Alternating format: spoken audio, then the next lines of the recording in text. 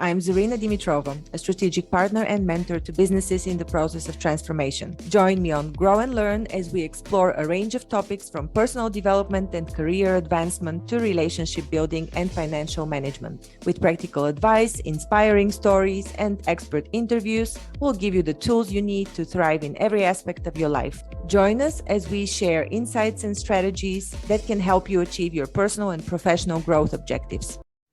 Can CRM systems and AI be entertaining? Can we look at them from a philosophical perspective? And how not to F up a CRM system? This is what I'm going to be speaking today about with my guest, Michael Hudlow. I appreciate it. Thank you. Thank you for having me. Thanks for joining me. Where do we start, Michael? Tell us a bit about this most recent book of yours. How not to F up a CRM system. I wrote the book. I started it. I don't even know. Maybe better part of 2 years ago, and I wrote it out of frustration of I've already come from a big four consulting background. Also operational, technical lead with large global firms, either internally. Consulting internally or operating internally, leading internally, or consulting on the same topic. And I was getting frustrated of seeing the same issues pop up again with regards, in this particular case, with CRM systems, and realizing that from the outsider looking in, when you think about a technical system, people, just from human nature, gravitate to the fact that the problem with the system must be a technical problem. And what I was seeing is that was not the case. If you look at the large systems out there, Salesforce, Oracle, SAP, Microsoft, Sugar CRM, and the list goes on and on. Those systems are extremely technically capable systems, all of them. They're very advanced systems. They can do an amazing amount of things. But what I was seeing is that there were a huge percentage of companies that were failing with their systems, maybe 2-3 years after they had implemented them. And they weren't technical reasons. They were adoption related. They were expectation related. They were, wow, we don't know why we spent, X millions of dollars. And that's obviously for a large company, but I'm just, making that number up. Why did we spend such a large amount of money? And I don't see a large amount of, ROI. I don't see the change. And from my opinion and the vantage point of my book, which is all case study driven book. So it's very much set up into scenarios of, this is the kind of company, obviously I keep everything anonymous, but this is the type of company, this is what actually, and these are all true stories, what actually happened, what happened as a result, what did we learn, how could this have been prevented? And what I was seeing is that there was a layer of leaders, corporate leaders, whether CEOs, board of directors, whomever, that had unrealistic expectations of what a system could do for them. And that comes from, believe it or not, a lot of people spending money and said, hey, if this system costs this much money, it must improve my world. And what has happened is that there's so many processes that were failing processes to begin with, that weren't modified to meet up with the strengths of these digital systems. And as a result, people were unhappy. Mm-hmm.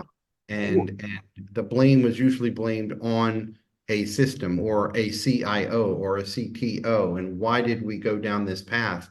Where in reality, it was corporate leadership that, and I'm not blaming them, I'm just saying that they didn't realize the opportunity to make a change had to happen before you put these tools in, not at some time in the later and something magical is going to happen. Mm-hmm. So would you say that the problem was not so much processes even, but rather corporate culture? what from what you observed? You know what? I wish I could say it was one or the other. It's usually a combination of both. Mm-hmm. Corporate culture, to use that as an example.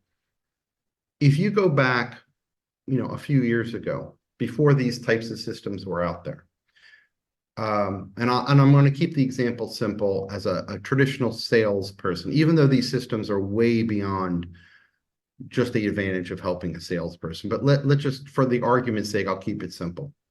The traditional salesperson was always rewarded to be, the best of their kind, to sell the most, be competitive, sell more than other people at their firm.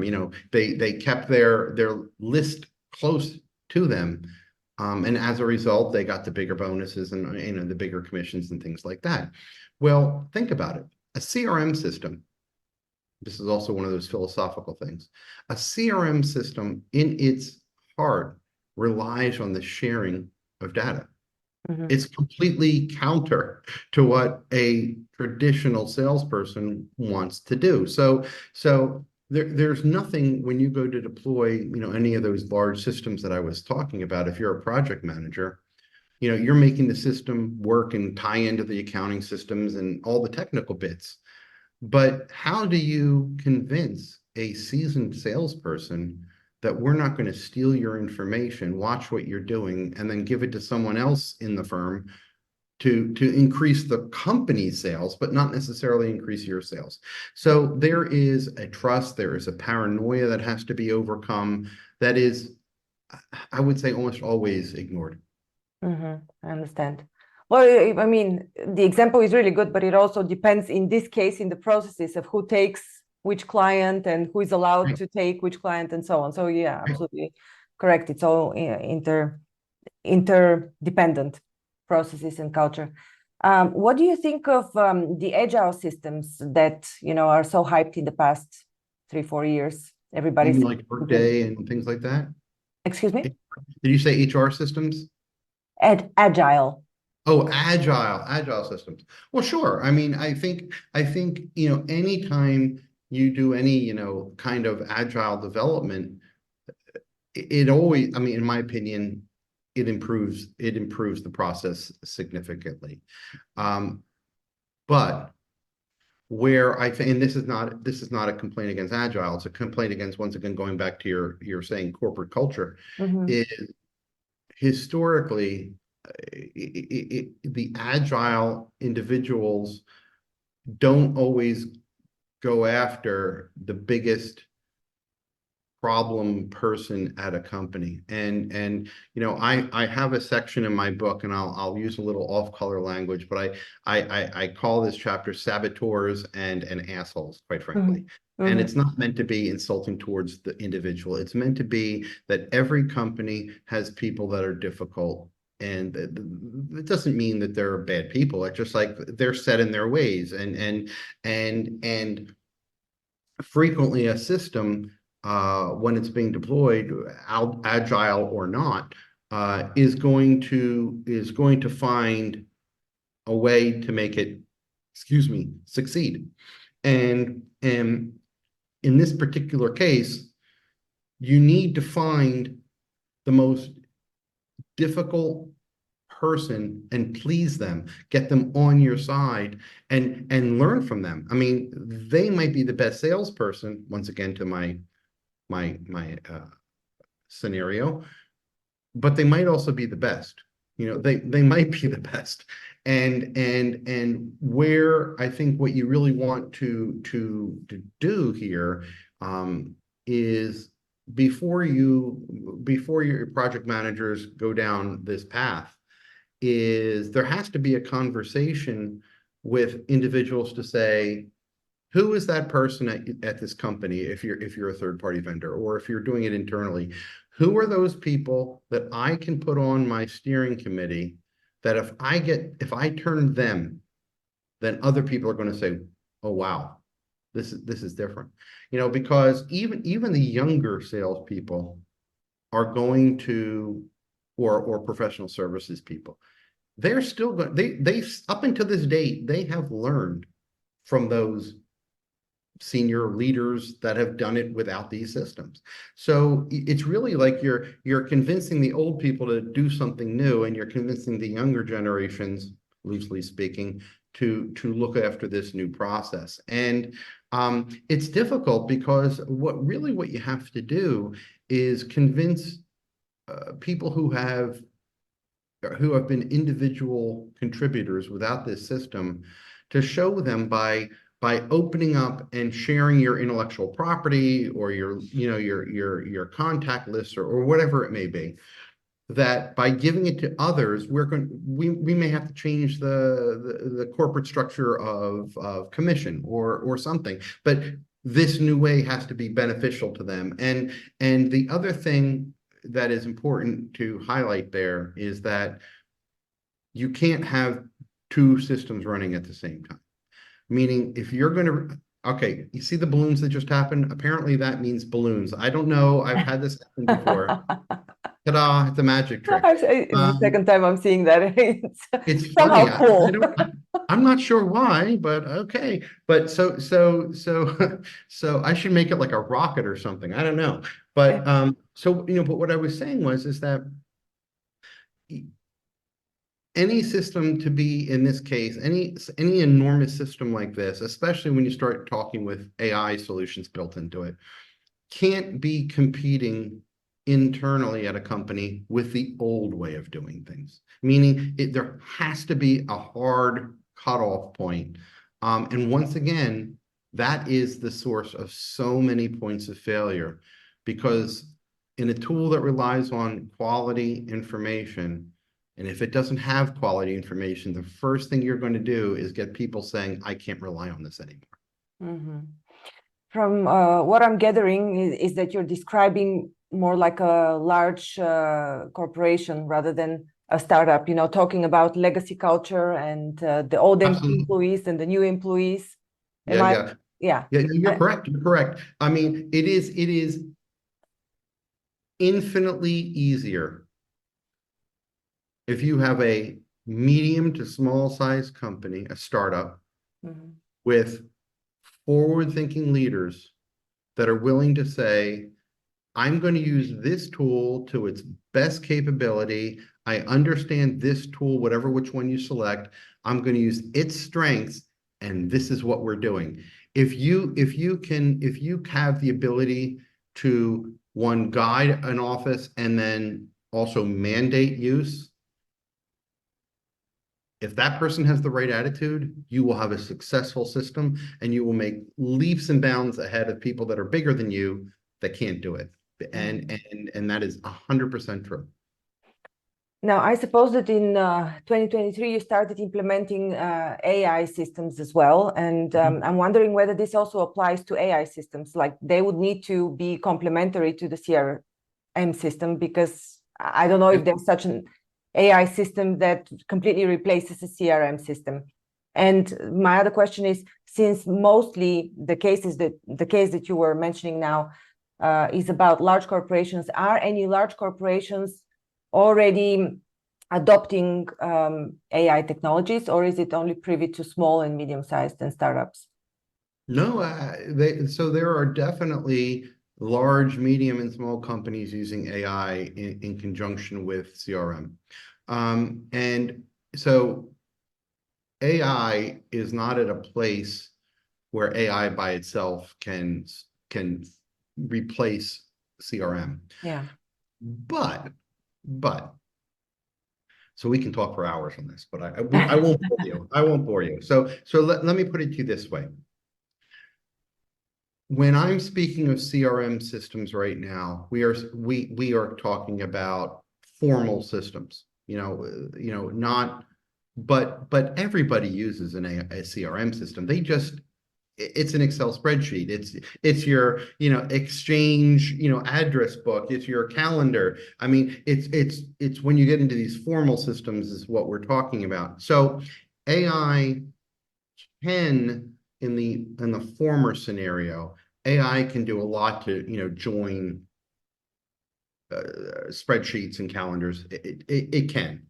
But the real pickup on AI in the CRM space right now is tools. So all of your big vendors right now, the Salesforce and Microsoft and SAP and Oracle, they all have built-in, obviously you have to pay for it, AI, widgets that you can deploy into their system that do various things. Mhm. But there are also many, it seems like they happen every day, third-party vendors that have AI tools that overlay on these same tools that we're talking about, except what those tools do is I call them almost icing on the cake. I had mentioned earlier that business process has to be changed to make these systems effective or most effective.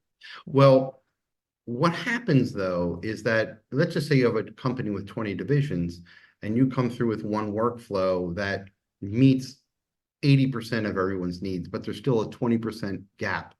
Well, that's where these AI tools can come into play. So you can have a workflow that keeps the data consistent and the taxonomy consistent and everything like that structured and workflow structured, and so you can make forecasts and whatnot.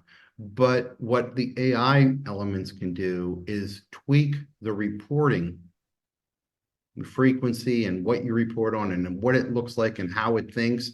You can supplement that with AI for those individual users or divisions or whomever you are talking about, so that they can, it's both best of the both worlds. The AI can be that interpretive layer to make the information on the back end better, but in the front end, make it very human and automatically delivered and things like that.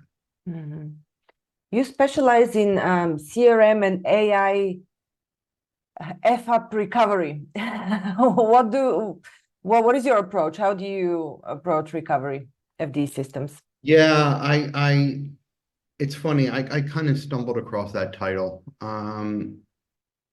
It came to me, and it's also came around the same time that I was contemplating writing the book, is that I was realizing that there was this magic window.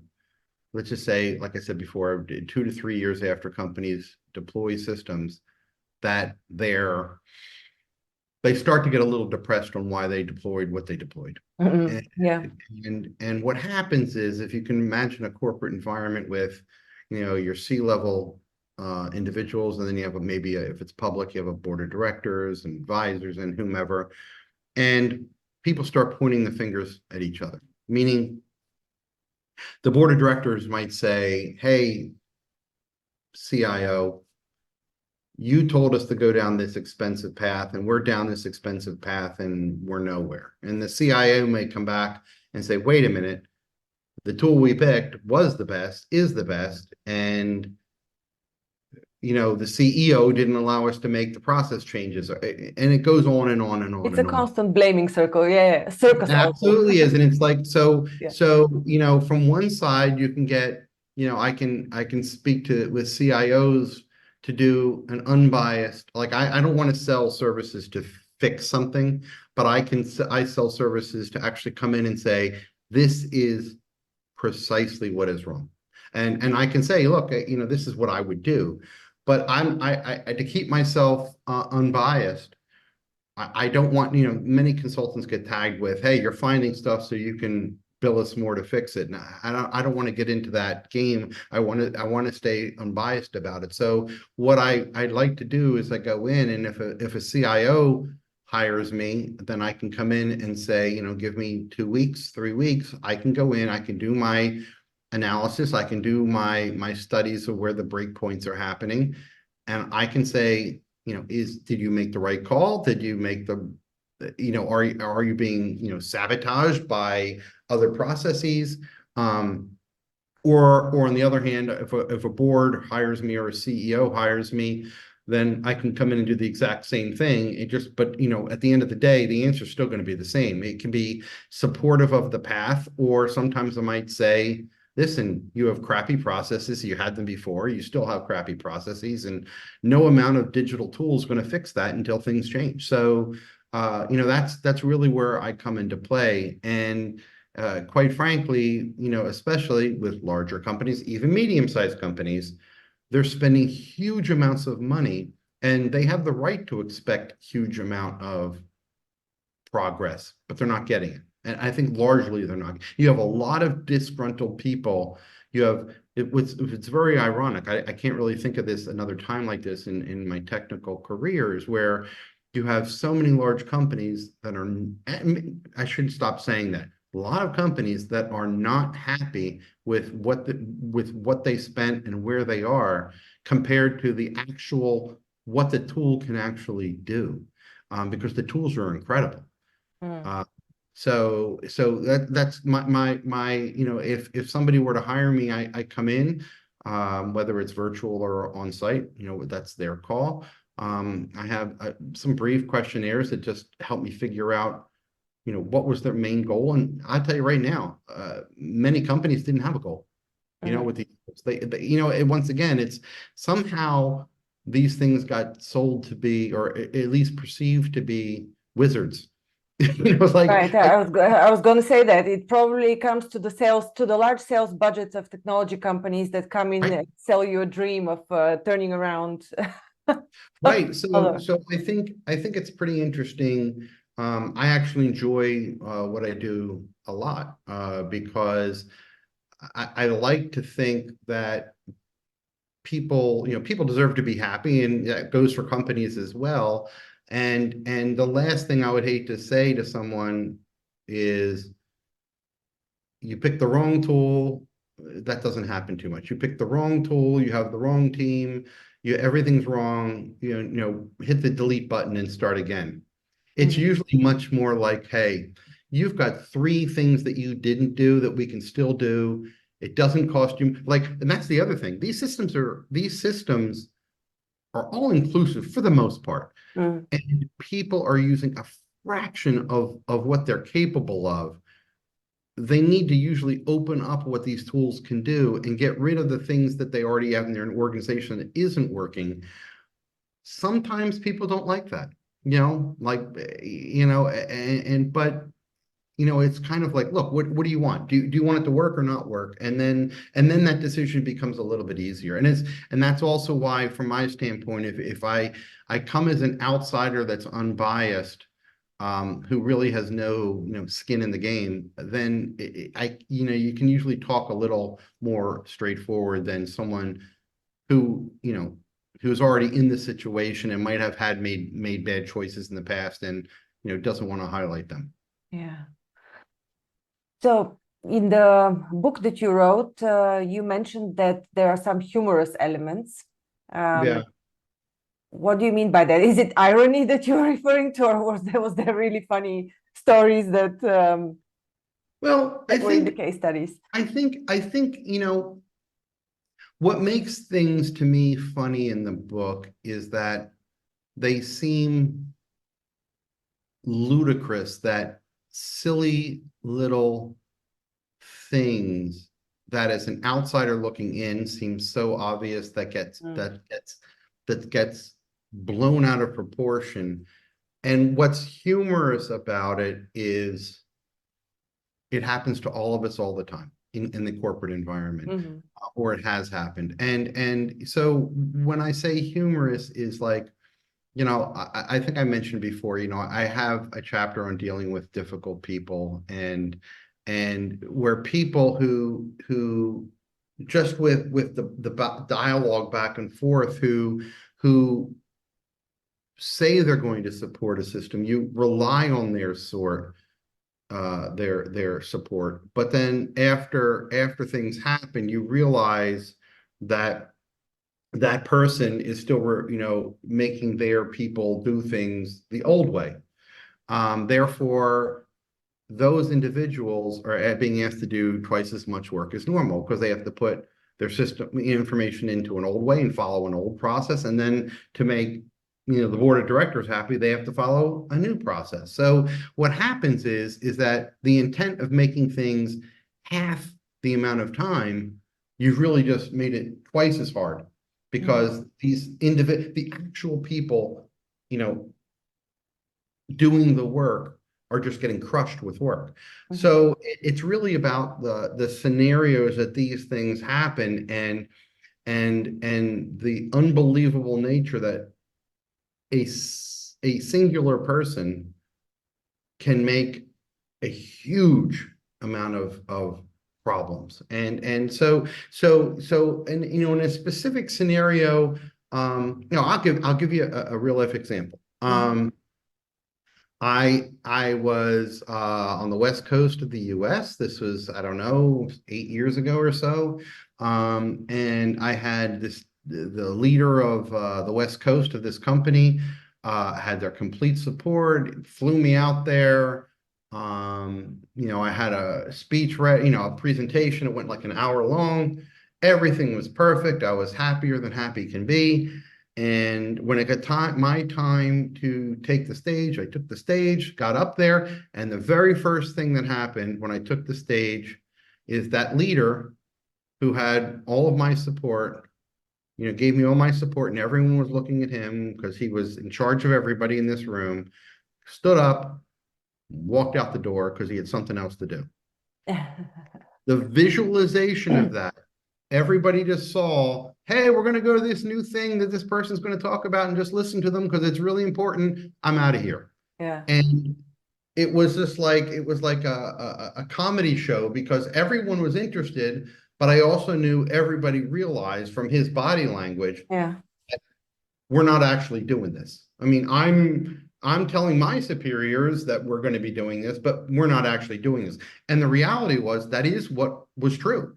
They didn't use, after I left, everyone applauded, every leader sent me thank you notes. They never adopted it. But all it was is for show that leader to his boss that I'm doing what it takes, and guess what? Your system stinks. It wasn't that the system stunk. It was they had no intention. So I would love to say that's an extreme case, but it's not. It's I concur to that. I've actually experienced similar situations when I was Yeah. working in corporate. Yeah. And that's what gets funny because not funny towards your problem, but I mean, it's happened to all of us. So when I was talking about this with other people, they're like, same as you just said, it's like, oh my God, that happened to me. And to me, with just an ironical kind of personality, I was up on stage. I'm like, I'm just going to walk off the stage because I know this is over. And I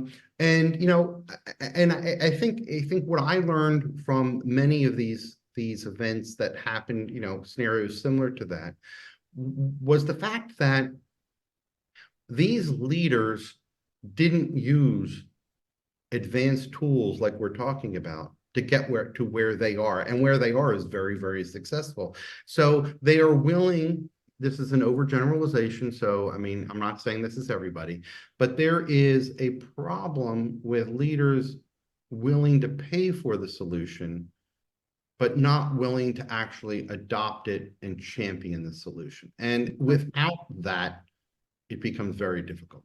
Yeah. I totally hear you. It becomes like a project that somebody else needs to do, but I don't want to have to do anything with it. I did what I needed to do. I paid for it. Yeah. Okay. All right. So what's next? There's a new book in the making. What is the new book? I'm doing a book specifically on AI integration into CRM. Same kind of topic, how not to mess it up. It's interesting.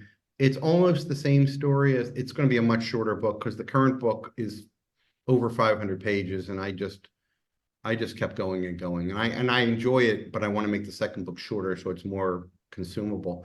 But it's about the issue that it seems like every week, maybe even more frequently than every week, there's another AI tool going into the CRM space. And obviously in every part of our lives, there's AI tools now. And there's a very rapidly happening danger of adopting the wrong AI tool now, because so many of these companies are startups. Who's going to make it? Who's not going to make it? Are you really going to put a tool in that's going to have to do a process over a rework that might not be there? So and then why would I pick a third-party tool versus, a Salesforce made AI tool, and there's just a lot of confusion And I fear that there's going to be missteps that are not only going to hurt the AI piece, but are also going to hurt the bigger CRM piece. Right now, most of the AI tools have to do with CRM space, have to do with business development. So marketing analysis, content creation. But there's also a big piece that handling with data cleanup, taxonomy. If you have a CRM system taking information from legacy systems or external streamlining that information. And then the other piece is, as I mentioned or alluded to earlier, is the analysis, summarization, analytics that get provided to different peoples in a company in different ways. Those are really where the big places are, but where things are starting to hit is also with scheduling of phone calls for sales and marketing people. I've seen many systems now that have automatic email creation. So it's, hey, it's time to write Doug, and here's what we have to say to Doug, and here, send Doug the new contracts. And it's all happening at the speed of light. And you have to start wondering is, when do the people in the process start losing their own human thinking technical edge, and where is it all going? So, I mean, it starts, look, I'm sure you've seen AI tools that you look at and go, I am using one.